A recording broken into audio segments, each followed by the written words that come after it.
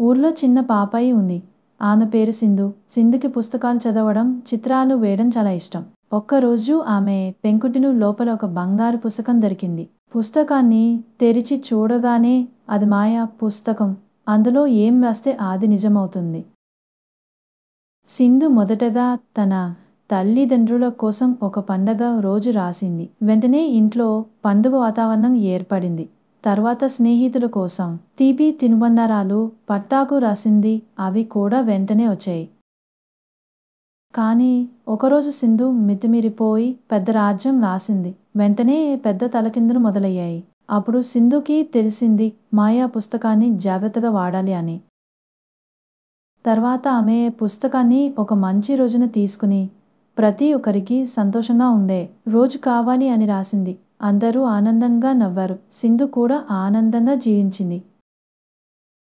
నీతి మాయ ఉన్నా మితి అవసరం. మంచిని పంచుకుంటే అందరికీ సంతోషం.